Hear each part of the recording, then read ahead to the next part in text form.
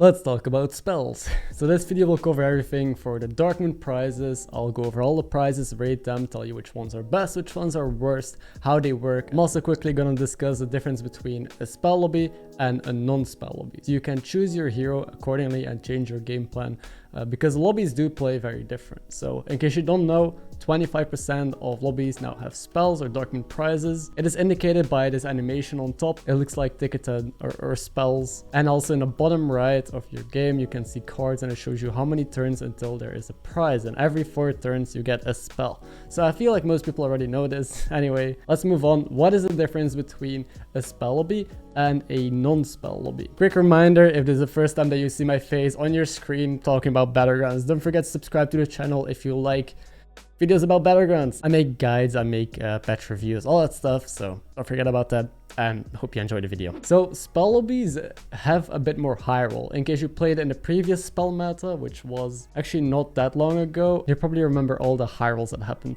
The Hook Tusk and Agendas that just got double Caligals on turn 8. Well, yeah, this still introduces some of the high roll. They did address some issues, they did change some spells, rebalance them, so things are a bit more in line now, but still it's quite a high roll lobby if there is spells. So this means that greedy heroes perform better.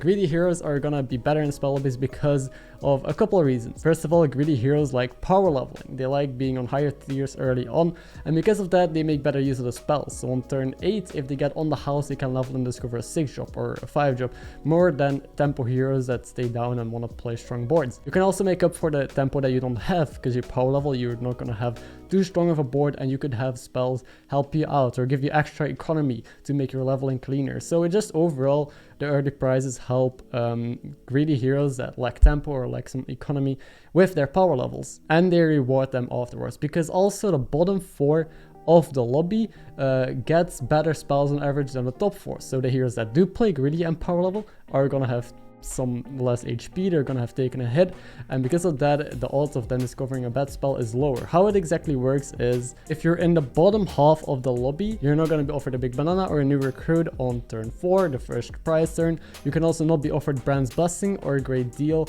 or Gruel Rules or Unlimited Coin, so those 4 spells if you are in the bottom 4 and it's turn 8. And you can also not be offered Repeat Customer and All That Glitters on turn 12. So all of those spells are not offered if you're in the bottom half, so you only get the good spells. So again, Omu, Hook Tusk, any hero that goes up quickly is gonna have a lot of utility from these spells, more than others in the lobby, so you wanna be inclined to take heroes that wanna like blow up and do crazy shit early on. These lobbies also tend to feel a lot quicker because there's a lot of spikes happening, a lot of people suddenly getting a huge boost and just starting to murder each other. So those are the most common things that I noticed in spell lobbies.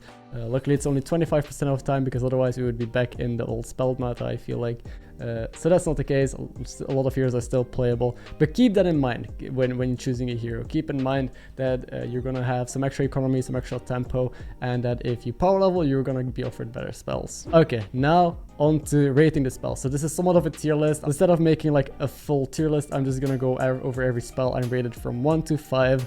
So and give you some ideas and thoughts on how to use them and when to take these. Starting off with Big Banana, I'm gonna give it a 1. It's actually really bad. I don't think I've ever taken it. I think it's the worst spell. Giving +2/+2 as your prize just isn't that good. Pocket Change gives you 2 gold. This I'm gonna give 4. It is really strong depending on what you're gonna do this turn or next turn. Some heroes like the money because they can level in the same turn or they can buy an extra unit. So if you need economy, if you want to do some sort of turn where you need 1 or 2 extra gold, then this is gonna make it super clean and gonna come in handy. So I think this is one of the better spells, and for a very good reason. Money early is good. Might of Stormwind gives now 3 units +1/+1, so this got nerfed. Previously it would give your entire board +1/+1. It is still pickable. I don't take it as often anymore, but it's good tempo. So if you're weak and you don't really like your other options or you don't need money, this is the best tempo option that you can get if you want some instant strength on your board. Might of Stormwind, I'm gonna give a 3. Gacha Gift is discover a tier 1 unit. I think I'm going to give this a 5 because this is both tempo, you're going to get an extra unit on the board, which is sometimes better than Might of Stormwind, and economy, because sometimes you get a token or a swabby. So most of the time this is guaranteed 1 gold, sometimes it's even 2 gold. And it can give you pairs, it can give you triples. I think it's the most flexible, all-in-one spell that you can get. Definitely you want to take this most of the time to just fill out your board, get stronger, get more money, and all the good stuff, and get some triples going. Then the good stuff, I'm also gonna give a 5. I'm in love with this spell. It's so good. Giving plus 2 HP, it previously was plus 1 HP, now it's plus 2 HP to all your units. It's such good tempo. I think it's the best tempo that you can get, but only take this if you plan on buying 2 units this turn. If you're playing a hero like Hooktas that hero powers continuously and wants to power level, then this spell is not gonna be that good for you. But if you're a tempo hero, or if you need some additional tempo or have a great shop, this spell is amazing. Like, it's for the rest of the game. All units that you buy, so if you play Max and you magnetize a module into something and a menace, everything gets plus 2 HP repeatedly. It is insane. I think it's one of the best spells, together with Gacha Gift. So 5 points. Rocking and rolling, not that great. In theory it is 3 gold, but it's gold that you only get when you roll, and you don't need to roll that much early on. Rolling isn't that valuable. You can just buy your shops. You rather use your gold to like level up, but you can't do that with the spell, so the gold is contained in your rolls, which makes it a little bit worse. It's okay, it's pickable. It's definitely not great. I'm gonna give it a 2. And the last spell that you can get on tier 4 is New Recruit. I have some mixed feelings about this. It is okay because every roll you get 1 more discover, right? So if you roll 4 times, essentially you got 1 extra roll compared to other people because you saw 4 more units. I hope that makes sense, that connection, but basically you get to see 1 extra unit every roll, which is valuable in the long run, but it's no tempo, it's no economy, it's not that good. It's only good in specific cases, like if you're patches and you really want to find pirates or a lot of pairs, then in the long run this is going to be very valuable to you. But generally very slow, too slow. I'm going to give this a 2 because I think it's not horrible, it is pickable, but only in very specific cases. On to prizes on turn 8. So this is the second time you get offered a prize. So you just hit 10 gold. The first one is on the house. 5 points on the house is the best way to get some a quick spike, find some direction. If you're on tier 4, you can just, for this spell alone, go to tier 5 and discover a good 5-drop. Or if you're playing Genders or some hero that already has a couple 5-drops, you can just go up again and discover a 6, you know, and use that momentum and that tempo that you got to just start murdering people. This thing is great, period. It's good. Discovering a unit from your tier is good. Gruul Rules is a good tempo spell. If you have a cleave on the board, a deflector bot, it's gonna give +2/+2 a turn. So it starts off pretty slow, but it ramps up. So if you are in a spot that you can afford to take this, then go for it. I'm gonna give it a 3 only though, because of how slow it is. Spell lobbies are definitely very spiky, so you rather try to get a good spike on these turns instead of just something that gradually grows, which is gonna be a theme, and that is gonna be why some spells that you'll see me rate lower in the future as well, because of that same concept that you want to get like an instant power boost instead of something that gradually gets better. But it's good. It is good if you can play for the long run, don't get me wrong. So if you're playing greedy, if you already have a good board and direction, take it, but it's not going to compare to the other spells. So a 3. Evolving Tavern is kind of an on the house on steroids. Either you're super high roll and get like double Eliza and an Amalgadon and a boat in the same shop, or either you're low roll and you don't find good shops and you just get double Hamul and like garbage. So it's definitely a risky spell that either is that's a lot of high risk, high reward. So if you still need to look for something, take the risk. But yeah, I generally don't enjoy it that much. I rather have consistency from on the house if I get it offered. Although it's good, I'm gonna give it a 4 still, because it could help you with your direction if you're kind of stuck. Great Deal is a spell that reduces your tavern every turn. The same as Gruul Rules. It's not an instant thing. You'll have to wait a couple turns in order for this to get better. But the issue is that you need something right now. And generally when you get these spells, you're either already tier 5 or you're tier 4 about to go to tier 5. So you're not actually getting that much value from this spell. It's not really a meta where very often you go to tier 6 unless you are dragons or you find early Eliza. A lot of lobbies are 1 on tier 5 and 4. Quick disclaimer, this of course depends from lobby to lobby. Some lobbies are 1 on tier 6 6. So just not a generalization. It is just to point out that the spell is not always going to give you value. And if you go to tier 6, well, it being that reduced in a couple turns isn't actually that big of a deal. Because if you already made it that far with a different spell, then you're fine spending the money. So I think out of all these spells, it saves you the most money in the long run if you get to survive, right? Which is a good thing. A lot of money, like 9 or even 12 gold if used properly. But in the long run. So I'm gonna give it a 2. I don't really take this spell that often. I'm not that big of a fan of it, but it's definitely not horrible. Again, if you're in a position to take this. Time Thief is discover a minion from your last opponent's warband. So if they have a triple for you, or if they already hit a good triple into a 5-drop, or if they have something that you're looking for, obviously just take a Time Thief. So it's a very situational spell, so it's really hard to rate. Sometimes this is going to be better for you than on the house. Sometimes it's going to be really bad because you face the poor opponent. So I'm not going to rate the spell because some games it's a 5, some games it's a 1. Brand's Blessing gives, well, double battle cries. It's basically Brand. So I don't take this that often either, unless I plan on staying down on tier 4 and have a good menagerie or have a couple Murlocs. Or I also took this when I had double lookout in my shop once with 1 Murloc, and then I just leveled to tier 6 and found some Amalgadons and popped off. So this is again a pretty situational spell, but I wouldn't just take it without it being justified, without having a jug in your shop already or having a good setup board for it. So I'd rather just discover a brand with on the house once again than having a Brand's Blessing or find a light thing. I'm gonna give this a 2 because a 1 is a bit harsh. It's not that bad of a spell, but it's not better than average. Unlimited Coin, you're kind of sad if you have to take this, but I had to take this quite a lot of times. It is just if you don't need your other options and you just like having +1 gold and just, you know, you take your +1 gold a turn. It's not amazing, it's not great, it's not that bad. I'm gonna give it a 3. It's like the average spell out of here. It's like a Lich Baziel here, power for free every turn, which I mean, sure. It's pretty bad because it's on turn 8, like it's pretty late, but you'll still take it. The Bouncer is the biggest tempo spike here. If you are offered shitty spells, you can just take this to be strong. If I'm a taunt comp and I have, for example, an arm on the board and let's say a Bolvar, I just like taking Bouncer. Put it on the Bolvar, and Bolvar suddenly has a lot of stats, taunt, so it's gonna get plus attack with the arm. So in a tempo meta, if you plan on staying on tier 4 and playing something like taunt comp or just a strong build, then Bouncer actually has been picked a couple times by me. I like the sudden burst of tempo that could punish greedy opponents that want a power level and try and hit something a lot better with, for example, Evolving Tavern. So I actually am gonna rate this a 3 still because it is pretty average. It's just a tempo play. And then also a Red in the Cage is the new one added in this pool. Previously was part of the turn 12 prizes, now it's part of the turn 8 prizes. So this doubles the attack of a minion. I actually never take this because at this point you don't really have minions with that high attack that you want to double. Very rarely you have something with like 20 attack already and you're like, yeah, let's double this guy's attack. It's turn 8, it's very early on, sometimes you're still looking for direction. If you get this spell, you probably want to hold it in hand for like 2-3 turns until your Hydra or whatever is buffed up enough to the point where you can use it. So I'm actually gonna give this a 1. I've never taken it. I've actually also never really seen most people take it.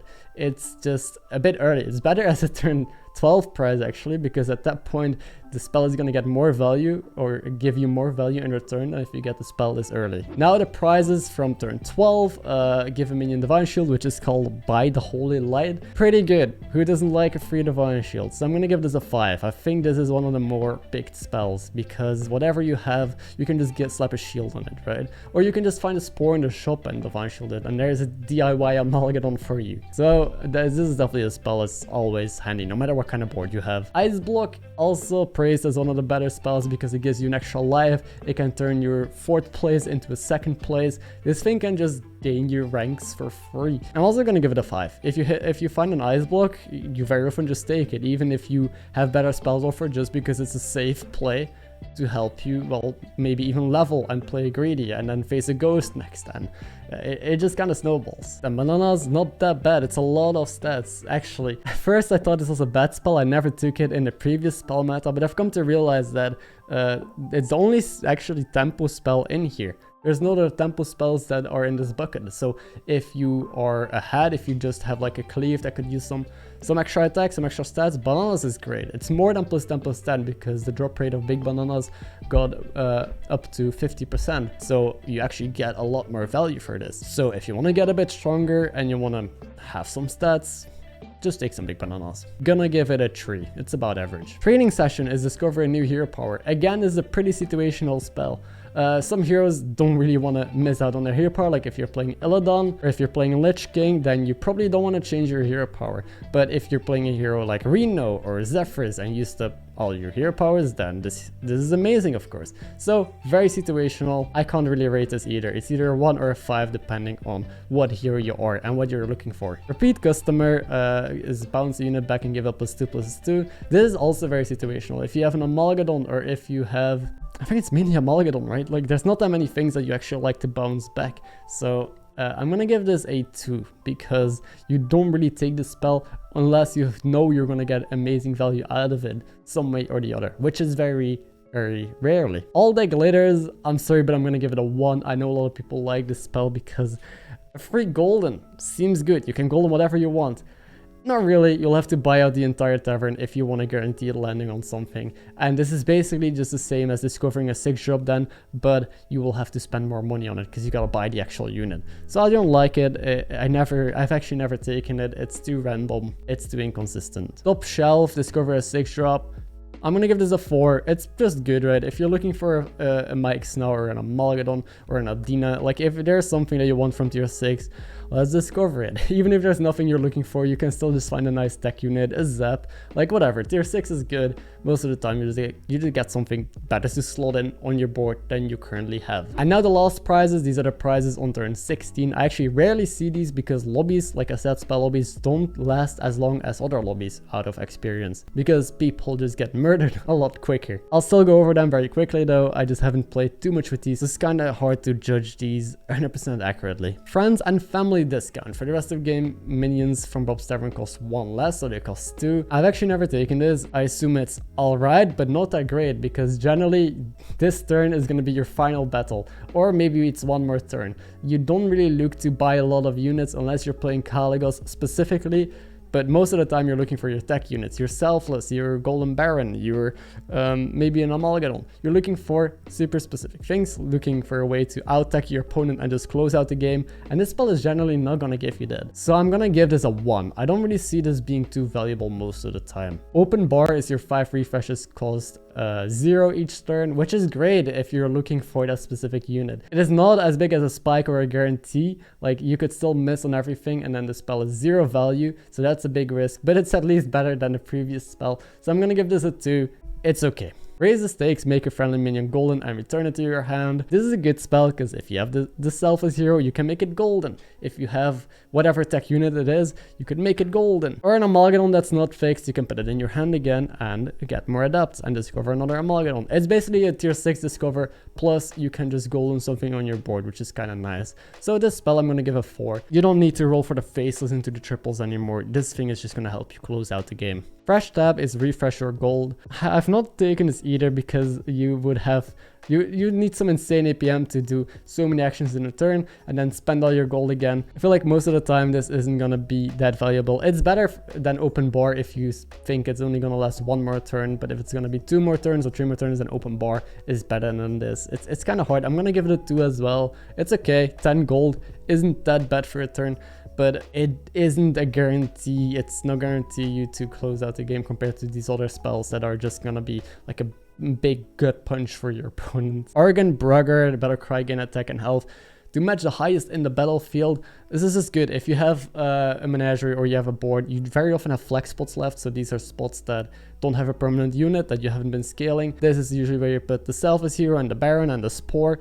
You can just slow down a Argent Brugger. You don't have a good unit yet to put on these spots on the board to help you win the game, to help you out-tech your opponent, then it's not a bad idea to just slam this guy and, well, suddenly you have another big boy. So I'm gonna give this a 4. It's pretty decent. Big winner, discover Darkmoon prize from each of the previous turns. You'll need some APM for this as well and a lot of thinking because you will need to take 3 more spells then. And generally, if your 2 other spells, like if you don't need to make another golden, or if you don't need extra money, like if you don't need to look for something specific, then this is great. It can give you another shield from your turn, from your 3rd prize. It could give you another on the house. It can give you a time thief. It can give you a lot of things that are just okay, you know, that are gonna help you in the next fight. Obviously, you can also low roll, but it's decent. I've taken it. I'm gonna give it a 3. If you don't need your other spells, it's decent to take it. It can reward you a lot better, because getting another divine shield is actually just really good, right? Imagine if you discover that spell again. Give a dog a bone, give a friendly minion divine shield, win free and +10/+10. I'm gonna give this a 5. I think this is like the cleanest way to close out the game. You can just buy whatever, even a spore or just a big unit that you have. You give a divine shield, and on top of that, it also gets win free and +10/+10, which I mean might be overkill, but it's fine, right? Like, you don't need a win free and +10/+10 necessarily. The divine shield is mainly what you take it for. So this is basically just a spell from previous turn with some added bonuses on it. It's still a 5. Even if this just gave divine shield, it's a 5. It's just good. And those are all the spells. I hope you guys enjoyed this video. Let me know what you thought down below. Do you agree with how I rated these spells? Would you have rated them differently? Yeah, thank you for watching. Again, don't forget to leave a like on the video if you enjoyed it. As always, I'm working on a lot of guides soon, so stay tuned for that. I'm very hyped about it. Take care, and till the next video. Yeah, bye.